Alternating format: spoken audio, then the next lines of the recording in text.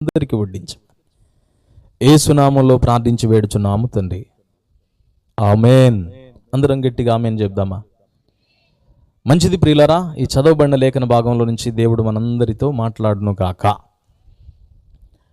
ప్రసంగి భక్తుడు మాట్లాడుతూ అంటాడు, దేని కాలమునందు అది చక్కగా నుండినట్లు సమస్తమును ఆయన నియమించి ఉన్నాడు.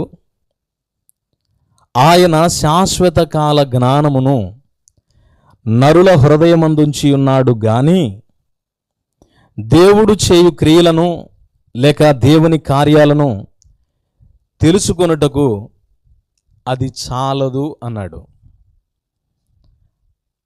నరులకు శాశ్వత కాల జ్ఞానాన్ని ఉంచాడంట.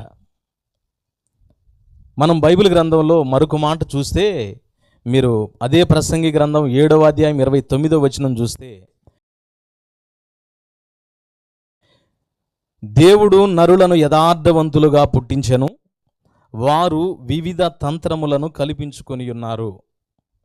ఇక్కడ మనకు ఒక మాట అర్థమవుతుంది. ఏమిటంటే, ఇందాక చదివిన మాటని, రెండు మాటలని గనక మనం ప్రక్కన పెట్టి చదవగలిగితే, దేవుడు మానవుణ్ణి పుట్టించినప్పుడు మొట్టమొదట యథార్థ హృదయునిగా పుట్టించాడట. రెండవది శాశ్వత కాల జ్ఞానాన్ని ఆ వ్యక్తిలో ఉంచాడు.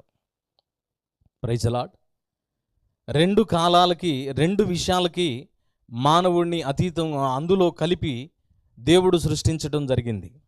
చాలాసార్లు చాలామంది మదిలో ఉండేది ఏంటంటే, నేను పిచ్చోడిని, నేను తెక్కలోడిని, నేను ఎర్రోడిని, నాకు మైండ్ పోయింది. కొంతమంది మా దగ్గరికి వచ్చి చెబుతారు, నాకు జ్ఞాపకం ఉండలేదన్నా, గుర్తుంటలేదు, మతిమరుపు వచ్చింది, కొంచెం నా జ్ఞానం తక్కువ అన్నా అని చెప్పాను. ఇదే మాట దాదాపు 8 సంవత్సరాల క్రితం నేను దైవజనుడు షాలేమన్న దగ్గరికి వెళ్ళా. ఎవరెక్కినా షాలేమన్నా అని అంటారు అని నేను చెప్పి విమర్శించొద్దండి. నేను ఒక మాట చెబుతా. నేను మా నాన్న దగ్గర బతికినప్పుడు మా నాన్న దగ్గర ఉన్న అనుభవాలు తప్ప ఎవరి గురించి చెప్పమంటారు? వాళ్ళతో పాటు కలిసి ఉంటేగా, వేరే వాళ్ళతో కలిసి ఉంటే కదా చెప్పడానికి. కాబట్టి ఈ విషయాన్ని గుర్తుపట్టాలని ప్రేమపూర్వకంగా తెలియజేస్తున్నా. దైవజనుడు షాలేమన్న దగ్గరే నేను బాప్తీసం పొందాను. ఆయన దగ్గరే ఆత్మీయంగా బలపడుతూ దైవ సేవలోకి వచ్చా. నేను అప్పుడు విశ్వాసిగా ఉన్నప్పుడు ఒకసారి దైవజనుడు షాలేమన్న దగ్గరికి వెళ్ళి ఒక మాట అడిగా, అన్నా నాకు వాక్యం చదువుతున్నాను కానీ నాకు గుర్తుంటలేదన్నా, జ్ఞాపక శక్తి ఉంటలేదన్నా అని అన్నా. అనగానే ఆయన ఎట్లా పట్టుకొని చెయ్యి ఇటు పెట్టినెట్టి భుజం మేము చేసి పకాపకా నవ్వాడు. నేను నాకు గుర్తుంటలేదని చెప్పని దుఃఖంతో వెళ్ళా, బాధపడతా వెళ్ళా. కొన్ని రోజులుగా మనోవేదనతో ఉన్నాను ఆ విషయం అయ్యి. ఆ బాధపడి ఏడ్చుకుంటా ప్రార్థనలో ఏడ్చుకొని అయిపోయిన తర్వాత సమాధానం ఏమైనా దొరికిద్దామని ఆయన దగ్గరికి వెళితే ఈ మాట విని ఆయన నవ్వాడు, చెయ్యి అట్లా వేసి. ఇదేంది ఈయన నవ్వుతాడు, నేను ఎంత బాధతో పోతే ఏదన్నా సొల్యూషన్ చెప్తాడేమో, ఆన్సర్ చేస్తాడేమో నన్ను అడిగితే ఈయనేంది ఈ మాట చెబుతున్నాడు అని చెప్పి, ఇట అంటున్నాడు అని చెప్పి అంతే నోరు తెరిచి చూస్తూ ఉండా. ఒక నిమిషం అట్లా నవ్విన తర్వాత, ఊరుకో తమ్ముడు జోకులు వేస్తున్నావు అని. సీరియస్గా ఉండి నాకు గుర్తులేదు, జ్ఞాపకం లేదని చెబుతుంటే మళ్ళీ జోకులు వేస్తున్నామని మళ్ళీ నా మీద వెటకారంగా అంటున్నాడు ఏంది అని చెప్పని, ఏమో ఏందో ఆయన చెప్పేది ఏదో మనకేం అర్థమవుతుంది అని చెప్పని నేను అంతే చూస్తూ ఉండి మళ్ళీ ఒక మాట అన్నా, లేదన్నా నిజంగా అన్నా, ఒట్లు పెట్టకూడదు కానీ హృదయపూర్వకంగా చెబుతున్నానన్నా, నాకు గుర్తులేదన్నా, నాకు మతిమరుపు ఎక్కువైందన్నా అన్నా.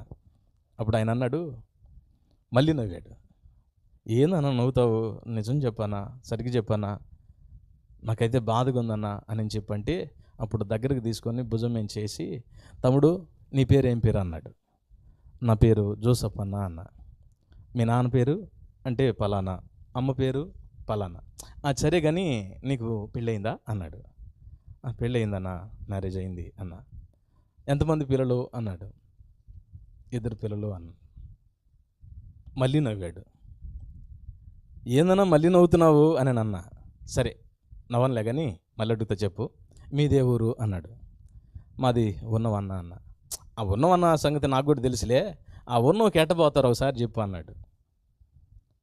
అంటే బస్సు ఎక్కిపోతారా? బస్సు ఎక్కేది నాకు తెలుసు, నా ఎదురిగింది ఎటకారాలు, సరిగ్గా చెప్పు అన్నాడు. అంటే నాకు అర్థం కాలేదన్న. ఇక్కడ నుంచి రూట్ ఏదో చెప్పు అన్నాడు. ఇక్కడికి వెళ్ళాలన్నా అక్కడ ఆటో ఎక్కి నరసరావుపేట సెంటర్లో దిగితే ఆటోలు ఉంటాయన్న మా ఊరికి. అక్కడ నుంచి బారుకి ఒకవేళ ఉన్నో దాకా లేకపోతే ప్రతిపాటు దిగితే ఉన్నోలో దిగొచ్చన్నా, లేకపోతే బోయపాలెం దాకా ఉంటుంది, బోయపాలెం వెళ్తే అక్కడ నుంచి ఉంటుంది అన్న అన్నాడు. అన్న తర్వాత మళ్ళీ నవ్వాడు. ఈ నవ్వుకి అర్థం ఏందో నాకు అర్థం కాల. ఏందన్నా నవ్వుతున్నామని ముఖం అంతా ఏలాడ పెట్టుకొని కళ్ళం నీళ్ళు పెట్టుకుంటే అప్పుడు అన్నాడు, తమ్ముడు నీ ఇంటి పేరు, మీ నాన్న పేరు, అమ్మ పేరు, భార్య, పిల్లలు, మీ ఊరుకు దారి కూడా ఇన్ని గుర్తుండప్పుడు నువ్వు మతిమరుపోడు ఎలా అయ్యావు తమ్ముడు అన్నాడు. అంటే నువ్వు మతిమరుపు కలిగిన వాడని, జ్ఞాపక శక్తి లేని వాడినని నిన్ను నీవు కృంగదీసుకొని దిగజారిపోతున్నావు, కానీ దేవుడు నిన్ను జ్ఞానవంతుడిగా పుట్టించాడు తమ్ముడు అన్నాడు. కట్టు చప్పట్లో. హల్లెలూయా. ఈరోజు ఒకవేళ నాకు జ్ఞాపక శక్తి లేదన్నా, గుర్తు లేదన్నా, మర్చిపోయానన్నా అంటే ఇప్పుడు నువ్వు ఆ మాట అనటానికి లేదు. తెలియనప్పుడు ఒకవేళ అన్నావేమో, ఈరోజు దేవుని ఆత్మ నీతో మాట్లాడుతుంది ఏంటంటే, దేవుడు మానవునికి శాశ్వత కాల జ్ఞానాన్ని ఉంచాడట. శాశ్వత కాల జ్ఞానాన్ని మానవుల్లో ఉంచటమే కాదు, దేవుడు యథార్థవంతులుగా మానవులను పుట్టించాడు. అయితే వాళ్ళు ఏం చేశారు అంటే వివిధ తంత్రములను కల్పించుకున్నారు అన్నాడు. వివిధ తంత్రములు అంటే ఏంది అని అంటే జిత్తు, లేకపోతే మోసము, లేకపోతే అపాయము అని కొన్ని మాటలు, వాటికి అర్థాలు వస్తాయి. తంత్రము, మనం కొన్నిసార్లు బైబిల్ గ్రంథం చదువుతున్నప్పుడు కొన్ని మాటలు ఉన్నాయి. మనము అపవాది తంత్రములను ఎరుగని వారము కాము అంటాడు అపోస్తలుడైన పౌలు మాట్లాడుతూ 2వ కొరింథీలో, మనము అపవాది తంత్రములను ఎరగని వారము కాము. అంటే అపవాది తంత్రాలు కొన్ని ఉన్నాయి. మరొక చోట ఉంటుంది యుద్ధ తంత్రములు అని ఉంటుంది. అంటే యుద్ధం చేసేవాడు కొన్ని తంత్రాలు కలిగి ఉంటాడు. యుద్ధం చేసేటప్పుడు ఆ తంత్రాన్ని బట్టి యుద్ధం చేయకపోతే అతను ఓడిపోయే పరిస్థితి ఉంటుంది. యుద్ధ తంత్రాల్లో ఒకటి ఏంటంటే వెనక నుండి వెన్నుపోటు పొడుగుట, లేకపోతే వచ్చే ప్రతి దాడిని పక్కకు తప్పించుకొని మరలా దాడి చేయుట. అలాగనే సాతాను కూడా ప్రతి మానవుడిని తన తంత్రాలతోటి మోసం చేస్తున్నాడట. ప్రతి మానవుడు, అందుకే ప్రకటన గ్రంథంలో అంటాడు, కాగా సర్వలోకమును మోసపుచ్చువాడైన అపవాది వీడు ఒకళ్ళని కాదు, ఇద్దరిని కాదు, 10 మందిని కాదు, 1 కోటి మందిని కాదు, 1,00,000 కోట్ల మందిని కాదు, 100 కోట్ల మందిని కాదు, సర్వలోకాన్ని మోసపుచ్చాడట.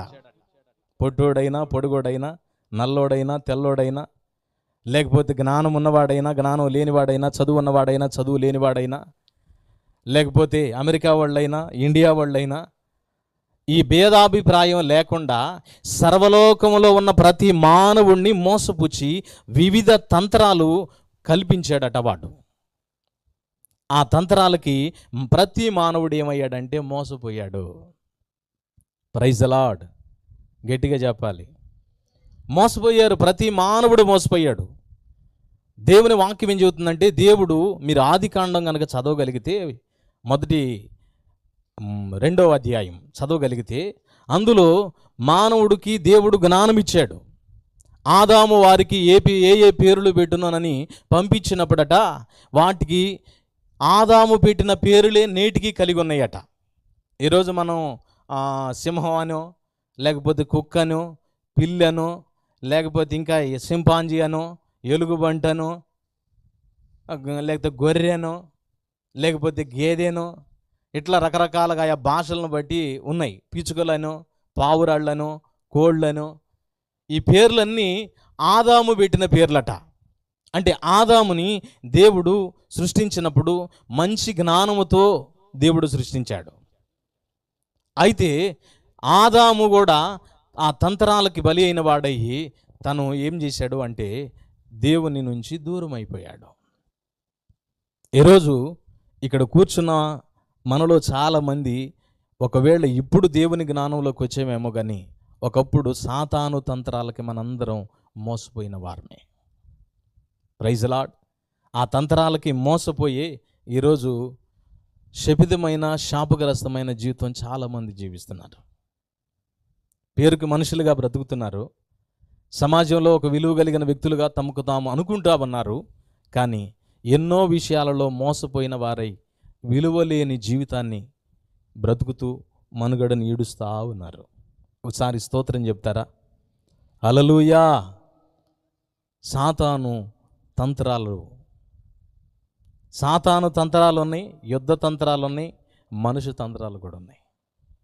ఈ తంత్రాలకి బలి అయిపోయాం మనం. ఆ తంత్రాలలో మనం మోసపోయిన కారణాన్ని బట్టి ఈరోజు మనకు శాపగ్రస్తమైన జీవితం అని చెప్పాను కదా.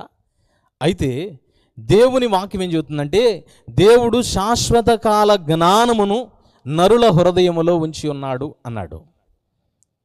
జ్ఞానము 3 రకాలుగా ఉంటుంది. మీరు పెన్ను ఉంటే రాసుకోవచ్చు.